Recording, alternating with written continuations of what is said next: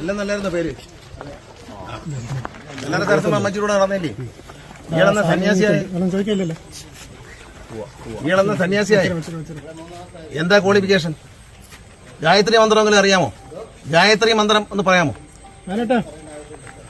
പറയണമല്ലോ. ഒരു സന്യാസി മിനിമം ഗായത്രി മന്ത്രം പറയണമല്ലോ. ആരോട്? പോലീസുകാരോട് പറഞ്ഞാൽ മതി.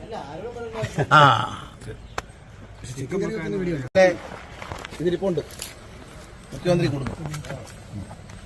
മനസ്സിലായല്ലോ? സ്വാമി മനസ്സിലായല്ലോ. ഗായത്രി മന്ത്രം പറയേണ്ട കാര്യമില്ലല്ലോ സന്യാസി.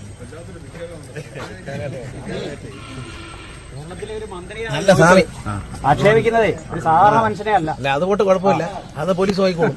ഇരിക്കണ്ട. ഇതാണ് ആള് കേട്ടോ. പറഞ്ഞതിൽ അഹങ്കാരം മാത്രമേ ഉള്ളൂ. ഇതാണ് ആള്. ഈ നാട്ടുകാരും മാധ്യമ പ്രവർത്തനം കണ്ടിരിക്കുകയാണ്. ഇതാണ് ആള്. സ്വാമിമാർക്ക് അഹങ്കാരം പാടില്ല. സ്വാമിമാരെ ദൈവദാസന്മാരെന്നാ ഞങ്ങൾ പഠിച്ചിട്ടുള്ളത്. അതെ, ചോദിച്ചത് വേറെ ആരുമല്ല, കേരളത്തിലെ സത്യപ്രതിജ്ഞ ചെയ്ത് വന്നൊരു മന്ത്രിയാ ചോദിച്ചത്. നിങ്ങൾ ആക്ഷേപിക്കുന്നത് ആരെയാണെന്ന് ഓർത്ത് വേണം സംസാരിക്കാൻ. അത് മാത്രമല്ല, വലിയ സ്വാമി ഇതിനകത്തുണ്ടെന്ന് ഞങ്ങൾക്കറിയാം. സ്വാമി യാത്ര ചെയ്ത് പോകുന്ന ആളല്ല. അദ്ദേഹം എങ്ങനെ യാത്ര ചെയ്യാക്കത്തില്ലല്ലോ, 90 വയസ്സ് കഴിഞ്ഞ ആളെ. എവിടെ പോയേക്കുന്നേ? രാധാകൃഷ്ണൻ കൂടാന്ന് പോയേക്കുന്നേ. രാധാകൃഷ്ണൻ കൂടാന്ന് പോയേക്കുന്നേ. പിന്നെ പുള്ളിയുടെ ഫോൺ നമ്പർ ഉണ്ടോ? പുള്ളിയുടെ ഫോൺ നമ്പർ ഉണ്ടോ? വലിയ സ്വാമിയെ മിനിസ്റ്റർക്ക് കാണണം, അതിനാ വന്നത്.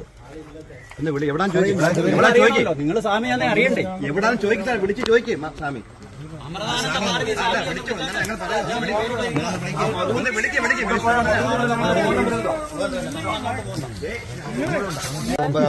നമ്മളാരും അറിഞ്ഞോണ്ട് അമൃതാനന്ദ ഭാരതി സ്വാമി ഒന്നുമല്ല. തൃപ്പാദങ്ങളിൽ ഞങ്ങൾ നമിക്കുക. പറഞ്ഞു തരണം.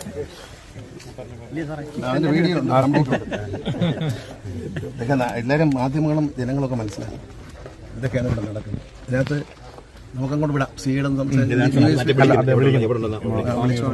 സ്വാമിയെ കാണണമല്ലോ. ഇവിടെ മാനേജറും 2 സ്വാമിയാരെല്ലാം വേറെ ആള് പുറത്തു പോകും.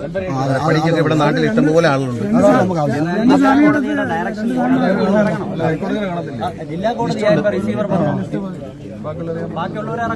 നാട്ടുകാർക്കും അതിനകത്തൊരു ആശങ്ക വന്നു. അതുകൊണ്ടാണ് ഞാനിവിടെ സന്ദർശിക്കാൻ കാരണം. ഇതൊരു ശരിയുള്ള ഏർപ്പാടല്ല. അപ്പൊ സ്വാമി ഒരു ഡ്യൂപ്ലിക്കേറ്റ് സ്വാമിയുടെ ഞാൻ ചോദിച്ചല്ലോ, ഗായത്രി മന്ത്രം അറിയാന്ന് വെച്ചാൽ അതിന്റെ ആവശ്യമില്ലെന്ന്. മിനിമം സന്യാസിക്ക് ഒരു ക്വാളിഫിക്കേഷൻ ഉണ്ട്. ആ മിനിമം ക്വാളിഫിക്കേഷൻ അദ്ദേഹത്തിനില്ല. ആരാന്ന് ചോദിച്ചാൽ കറക്റ്റായിട്ട് പറഞ്ഞില്ല. ഇന്നാളല്ലയോ എന്ന് ചോദിച്ചാൽ പറഞ്ഞില്ലേ? അതുകൊണ്ട് ഇപ്പം കേസിൽ പ്രതിയാവുക എന്നുള്ളൊരു അധികം പോലീസ്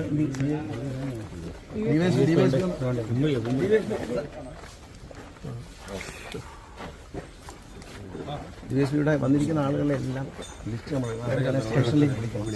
ഇവിടെ ലോക്കൽ ജീവനക്കാരാണ് ജോലി. അവരെ നാട്ടുകാരെ മുഴുവൻ പറഞ്ഞു വിട്ടിട്ട് ഇവർ കയറി. അവരുടെ ഉദ്ദേശം വേറെ. ഈ പൊടിയൊക്കെ വെച്ചേക്കാൻ നമ്മളത് കണ്ട പേടിക്കുമെന്ന് ചോദിച്ചാൽ അത് വേറെ ആളെ അന്വേഷിച്ചാൽ അത് കണ്ട പേടിക്കാം. അതുകൊണ്ട് കർശനമായിട്ട് സ്വാമി ആക്രമിച്ച സംഭവമായിട്ട് ബന്ധപ്പെട്ട് എല്ലാ പുഴുക്കുത്തുകളെയും ഇതിനകത്ത് പുറത്താക്കാം. ഒരാളെ കോടതി നിർദ്ദേശിച്ച 3 പേരാണ്. ഈ 2 സ്വാമിമാരും പിന്നെ ഈ മാനേജരും പിന്നെ വരുന്ന പണിക്കാർ, വെളിയിൽ നിന്ന് വരുന്ന പണിക്കാർ. യവന്മാരെന്നും പണിക്കാരായിട്ട് ഈ സ്വാമി എണ്ണീറ്റിരിക്കാൻ വയ്യ. സ്വാമി നേരിട്ട് കാണാൻ മനസ്സിലാവും. അദ്ദേഹത്തിന്റെ നില വളരെ വീക്കാണ്. അദ്ദേഹത്തിന് അദ്ദേഹത്തിന്റെ നില. അപ്പൊ എല്ലാവരും അന്വേഷണം. ഈ ആളുകൾ ഇതിനകത്ത് നമ്മുടെ നാട്ടുകാരെ ഒരു പ്രശ്നമേ ഉള്ളൂ.